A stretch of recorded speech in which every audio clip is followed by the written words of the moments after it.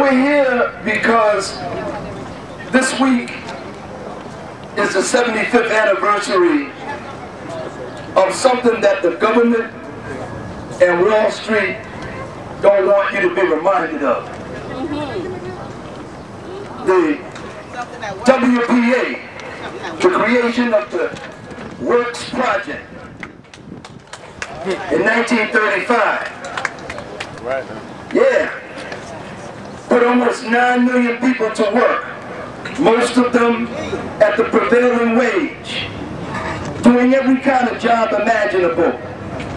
Not just building bridges and dams and schools and hospitals, but also working in hospitals, working in nursing homes, working in migrant labor camps to make those places, which were usually squalor, livable.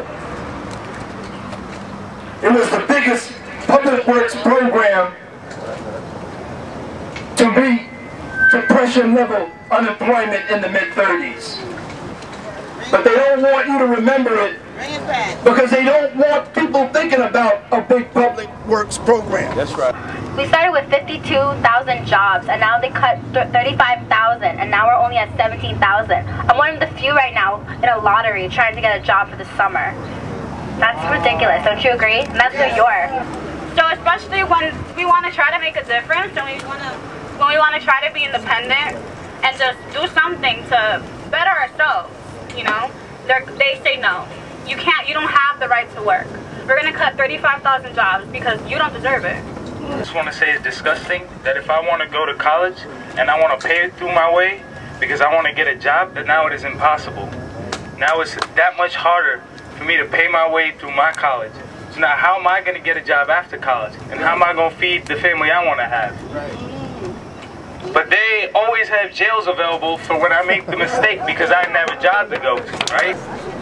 The people that's supposed to be the right doors, such as the police and the people such as the people that's behind me right now, that they so quick to defend something else, but not defend the people.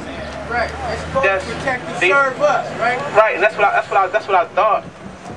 I thought they supposed to protect and serve, but I ain't never been served by one other than but giving handcuffs on me or something like that. I ain't never been served or protected by none of them before. Never in my life. Never in my life have police have came to my aid. These days we're surrounded by distractions. They distract us with a BS drug war. They to feed the prison industrial complex. Young men and women being locked up for no good reason. That's right. For any reason that they can think of, and all while they're lining their pockets. All over the state and all over the country, they're cutting teachers. They're laying off mass numbers of teachers and university professors. And we're just tying, and campus workers, and just tying all of it in to this massive economic, to the question of jobs. Like, this, the futures for youth are just being absolutely demolished, and we've got to fight back. Because sometimes I think that I'm all alone sometimes. They quick to declare war on drugs, but how about declaring the war on unemployment? Yeah. So when I say the youth and student movement is back, I mean the youth and student movement is back. And that was evident on March 4th of this year, where hundreds of thousands took to the streets. It was evident last year when students occupied buildings throughout California, in 3 different areas of California, 3 different schools. And it was evident when 19,000 students walked out of school in New Jersey against the budget that is being proposed by Christie. And it is evident here today. Unemployment is national oppression. It ensures that they will then continue to repress us, continue to keep us out of political struggle. So we fight for a job. It's not greed. We fight for survival. We fight the whole society together to fight against the forces of disintegration that they put on us and try to make us think we're responsible for it. They have no problem funding 2 wars. They have no problem funding bailing out Wall Street and bailing out General Motors. You know, I saw an ad on TV and they said that GM paid back their money 5 years early. And it was being said by the chairman of General Motors. Forget who they laid off. Giving you a job. That's right. That was just normal business. They cut those who continued to work salary in half. Took away their health care. Took away their pension. Management, GM didn't pay off that money. The workers did. Labor did. I'm from Pittsburgh, and I've been unemployed since January.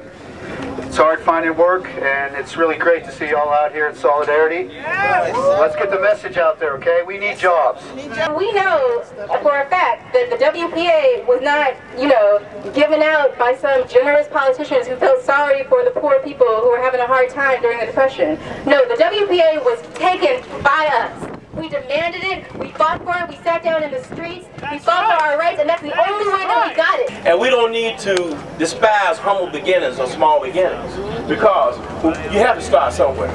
And this is a great movement, it's a great reason. We're not just struggling, we're not just fighting for ourselves, we are fighting for others, our children, our neighbors. We're fighting for everyone. But we're asking for jobs, not to be slaves. We're asking for jobs, not to be on the dole of public assistance, which wants you to starve, wants you to make that a way of life, while Wall Street is giving themselves huge bonuses that most of us who are working will never see that amount of money. Bonuses for screwing us, because they came up with the scam to sell us, and I bet you some of these fools up here got some of those houses too, and got a second mortgage on a house, which was a scam and a lie, and then they betted on you not being able to pay it back so they could come back and take your house. The Millionaires Club in Congress, which they call a democracy, does not represent the people. That's right. We need organizations of the people, like people's assemblies and people's congresses, that not only decide what policy should be, but then mobilize to put the force behind forcing them to adopt what we say should be done with our money. It's amazing the number of people that have called us, that are frustrated, that are angry, and I tell you, they want to criminalize the unemployed in Baltimore. They want to lock people up. They want to throw us out of our homes. They want to board the city up. Well, I tell you, sisters and brothers, what we are doing today is the start of something. It's significant. It's serious. It's for real. It's going to spread across this country. They're the ones that fear us. They fear us. They fear that we're going to wake up and realize our power. They fear that we'll realize that the power we have in unity is stronger than anything they could put in our way. And so we're going to start today, and we're going to keep on moving, and we're going to build that unity and that power, and we're going to defeat them, and we're going to get jobs and everything we need to live and survive and thrive in this world. Money for jobs and education. Not for war and incarceration. Pick up the skateboards and join us. We need a JLB so we can EAT. We need a JLB so we can EAT. I love your signs. Jobs, not war. Jobs, not war. What's that? Jobs, not war.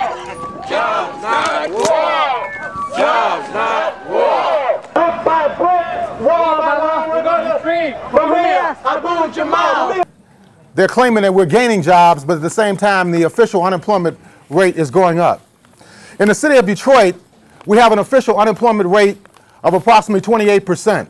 Quite shocking. It's at depression levels in the city of Detroit. But the unofficial rate, it has been estimated, is as high as 44.5%. Among the youth, it's probably 80 or 90%. 30 million people without jobs. The most extensive jobs bill that is being proposed in Congress is for 1 million jobs. 30 million unemployed, and a solution is 1 million jobs. What's that solve? That's how many additional people are being laid off every month. So when we really do have to think big and think strong and know that their jobs bill is not going to solve the needs of a real jobs program. We want to urge people to take this discussion back to their locality and hold people's assemblies on the economic crisis.